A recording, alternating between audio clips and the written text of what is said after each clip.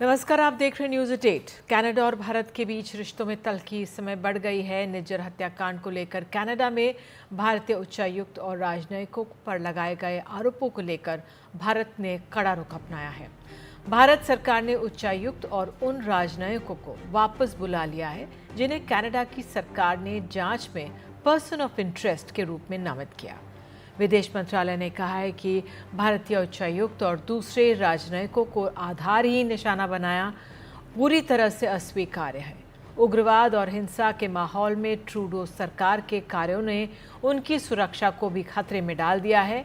हमें उनकी सुरक्षा सुनिश्चित करने की मौजूदा कनाडाई सरकार की प्रतिबद्धता पर कोई भरोसा नहीं है, इसलिए केंद्र सरकार ने उच्चायुक्त राजनयिकों को वापस बुलाने का फैसला लिया है। और आपको ये भी बता दें, कुछ देर पहले ही विदेश मंत्रालय ने कनाडा के चार्ज d'affaires स्टीवर्ट व्हीलर को साउथ ब्लॉक में तलब भी किया है। और कनाडा के Government of Canada has done what India has been asking for. Canada has provided credible, irrefutable evidence of ties between agents of the Government of India and a murder of a Canadian citizen on Canadian soil. Now it is time for India to live up to what it said it would do and look into those allegations.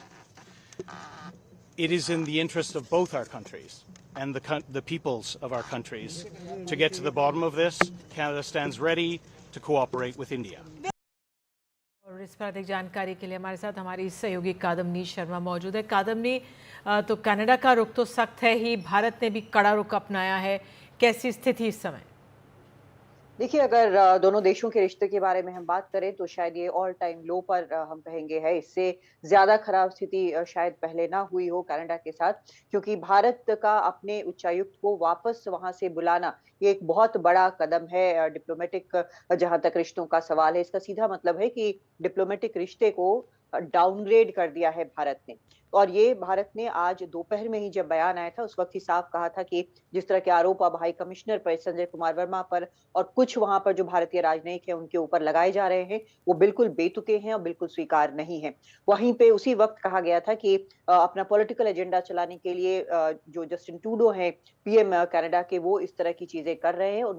Bharat के प्रति जो वो खिलाफ उनके मन में भावनाएं हैं उसको वही वो कर रहे हैं। यही दिख रहा है 2018 से।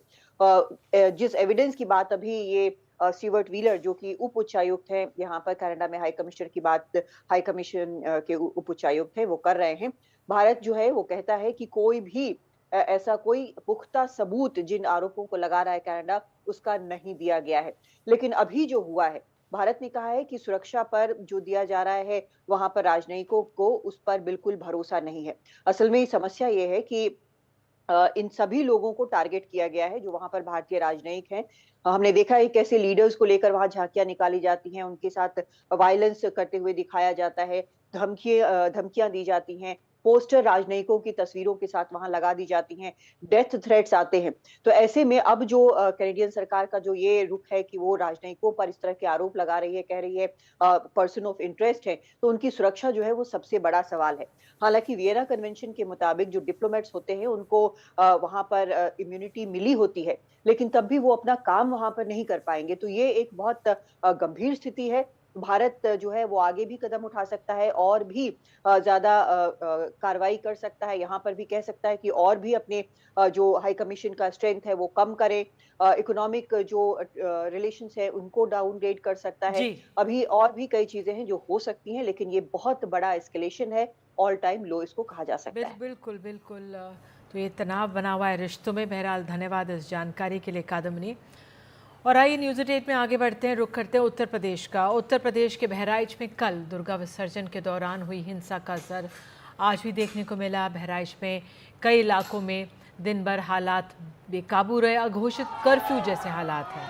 सैकड़ों लोगों की भीड़ ने अस्पताल, कई शोरूम, दुकानों को आग के हवाले कर दिया था। हालात इतने गंभीर हो गए थे कि एसटीएफ चीफ और लॉ एंड ऑर्डर अमिताभ यश को मैदान में उतरना पड़ा।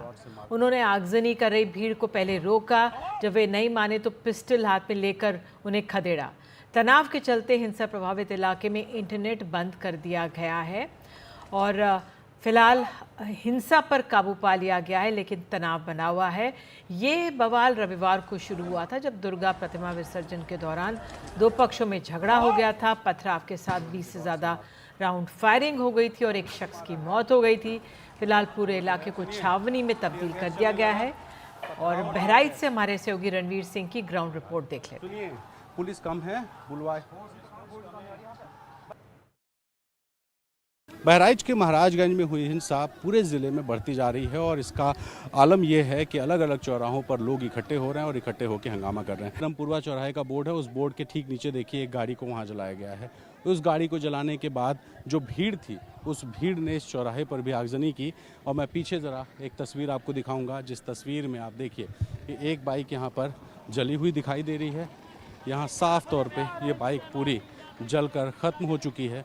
और इस बाइक के अलावा अगर मैं आपको दूसरी तरफ दिखाऊं तो यहाँ देखिए पुलिस के तमाम सारे लोग जो खड़े हैं, ये सब लोग खड़े हैं। और यहाँ जो आगजनी हुई थी रोड के बीचों बीच, यहाँ पर भी आगजनी की गई। पीछे जो फायर ब्रिगेड खड़ी है, यहाँ भी आप देखिए कि यहाँ भी एक बाइक को फूंका गया। और इस वक्त भी रोड पर आगे की तरफ जो लड़के हैं वो भीड़ लगा करके खड़े हैं। पुलिस की कोशिश है लोगों को तितर बितर करने की।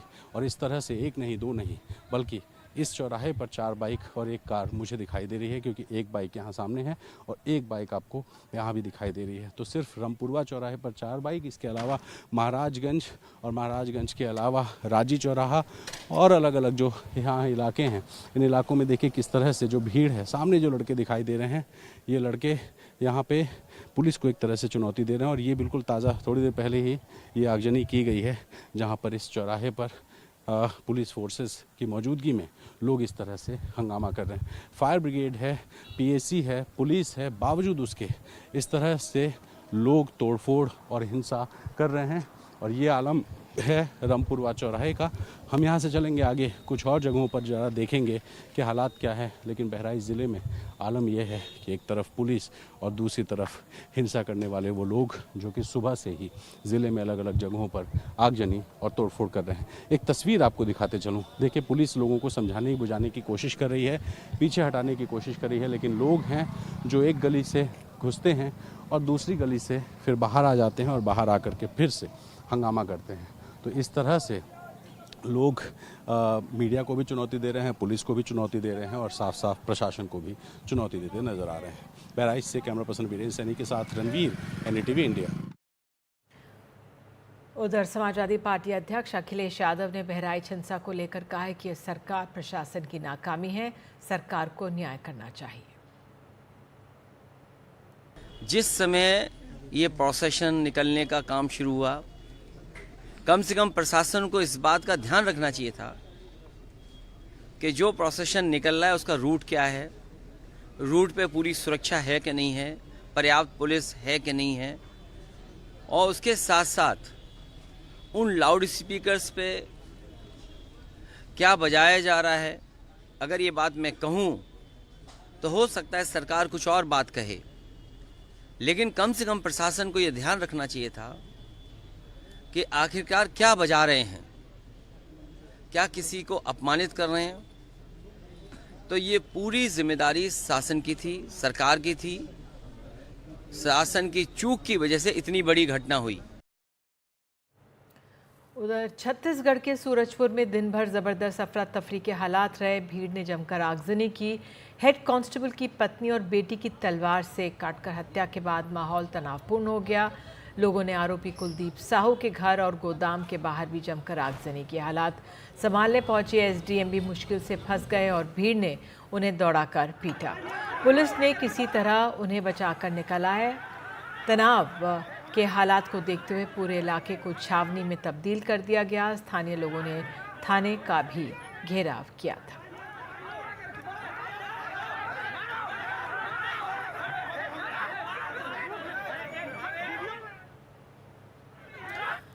उधर मुंबई में बाबा सिद्दीकी हत्याकांड में बड़ा खुलासा ये भी हुआ है। पुलिस सूत्रों के मुताबिक बाबा सिद्दीकी का बेटा जीशान सिद्दीकी भी इन लोगों के निशाने पर था। सूत्रों के मुताबिक गिरफ्तार आरोपियों ने बताया कि विधायक जीशान भी बिश्नोई गैंग के टारगेट पर थे और आरोपियों को जीशान और बाबा सिद्दीकी दोनों को मारने की सुपारी दी गई थी।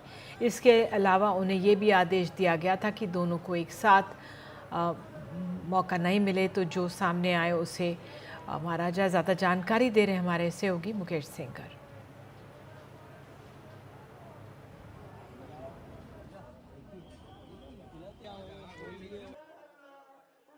बाबा सिद्दीकी हत्याकांड में मुंबई पुलिस लगातार हत्या के मोटिव का पता लगा रही है, लेकिन अब तक जो सबूत मिले हैं वो इस बात का साफ इशारा करते हैं कि हत्या के पीछे मास्टरमाइंड लॉरेंस बिश्नोई गैंग है।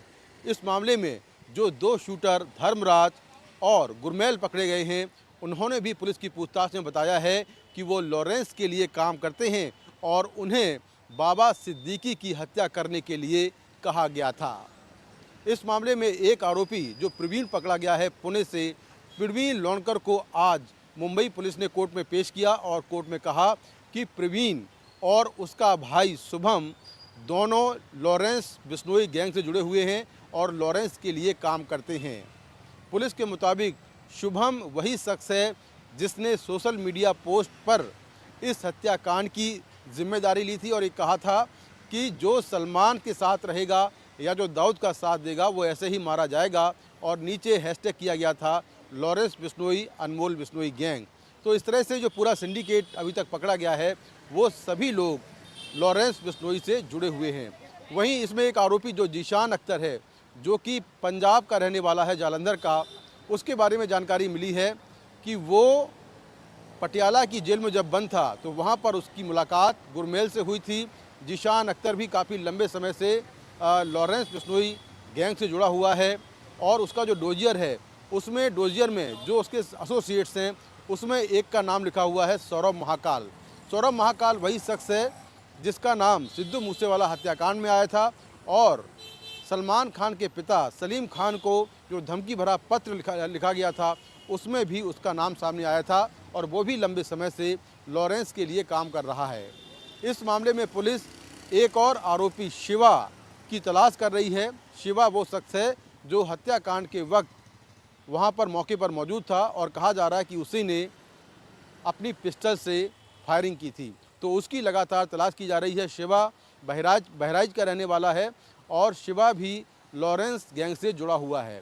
शिवा और धर्मराज दोनों ही बहराइच के रहने वाले हैं और इस मामले में उत्तर प्रदेश पुलिस ने भी उनके बैकग्राउंड की जांच की है, हालांकि उसके ऊपर कोई मुकदमे अभी तक दर्ज नहीं हैं। तो इस मामले में जो हत्या का मोटिव है वो अब तक यही निकल कर आ रहा है कि सलमान खान से करीबी बाबा सिद्दीकी को महंगी पड़ी।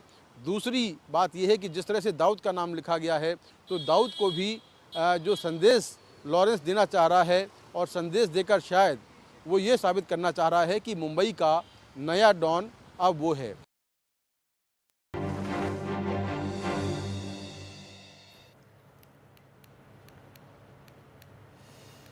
और आपको बता दें महाराष्ट्र से जुड़ी हुई खबर आ रही है किस तरह से वहाँ पर जो टोल है उसको 5 नाकों से मुफ्त कर दिया गया है। आज रात 12 बजे से महाराष्ट्र विधानसभा ने चुनावों की तारीखें कभी भी घोषित हो सकती हैं, तो ये बड़ा फैसला लिया कैबिनेट ने।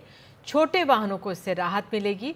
राज्य सरकार ने मुंबई में प्रवेश करने वाली सभी 5 टोल नाकों पर हल्के वाहनों के लिए टोल फ्री करने की घोषणा की है और विधानसभा चुनाव की आचार संहिता लागू होने से पहले महायुति सरकार का मास्टर स्ट्रोक कहा जा रहा है। हल्के मोटर वाहनों में 45 रुपये टोल वसूला जाता है और इससे राहत मिलेगी। और अब कांग्रेस के खेमे में भी गतिविधियां बढ़ गई हैं। आगामी विधानसभा चुनावों को लेकर कांग्रेस की एक अहम बैठक हुई है। महाराष्ट्र चुनाव को लेकर ये बैठक थी। बैठक दिल्ली में कांग्रेस अध्यक्ष मल्लिकार्जुन खड़गे के घर पर हुई। बैठक करीब 2.5 घंटे तक चली और इसमें मल्लिकार्जुन खड़गे के अलावा राहुल गांधी, के.सी. वेणुगोपाल, प्रदेश अध्यक्ष नाना पटोले, बालासाहेब थोराट, अन्य नेता मौजूद थे। बैठक में रणनीति और मैनिफेस्टो को लेकर बात हुई है। सीटों की संख्या पर चर्चा बाद में होगी।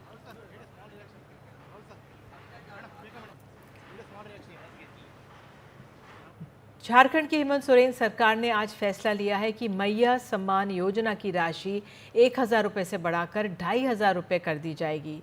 ये फैसला बीजेपी के गोगो सम्मान योजना में 2100 देने के वादे के बाद किया गया है। जो मैया सम्मान योजना है वो दिसंबर से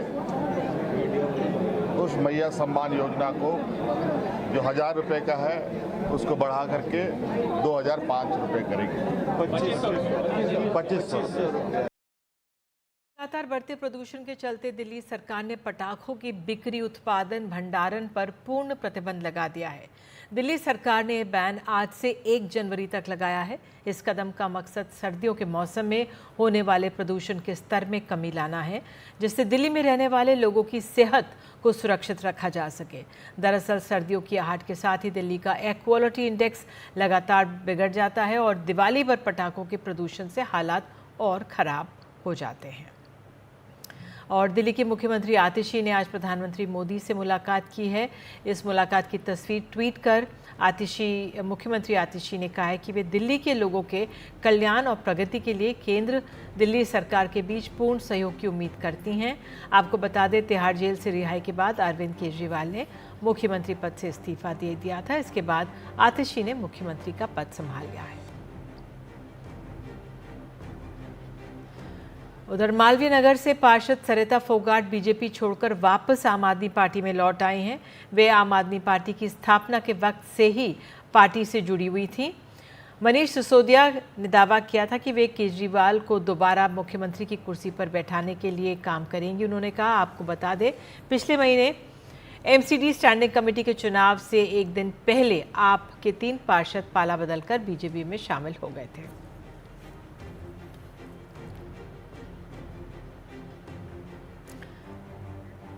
उधर भारत ने इजराइल की तरह देसी आयरन डोम का सफल परीक्षण किया है।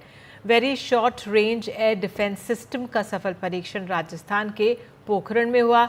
भारत के देशी आयरन डोम में इमेजिंग, इंफ्रारेड होमिंग सिस्टम भी लगा है और इस टेक्नोलॉजी से ये सिस्टम दुश्मन के एयरक्राफ्ट को ट्रैक भी कर सकता है। इसका निशाना अचूक है और इस पर ज़्यादा जानकारी दे रहे हैं हमारे डिफेंस एडिटर राजीव रंजन। पोखरण में देसी आयरन डोम का सफल परीक्षण। यह 4थी पीढ़ी की कम दूरी की वायु रक्षा प्रणाली है, जिसे बनाया है रक्षा अनुसंधान और विकास संगठन ने। इसे आसमान में भारत का स्वदेशी रक्षक भी आप कह सकते हैं।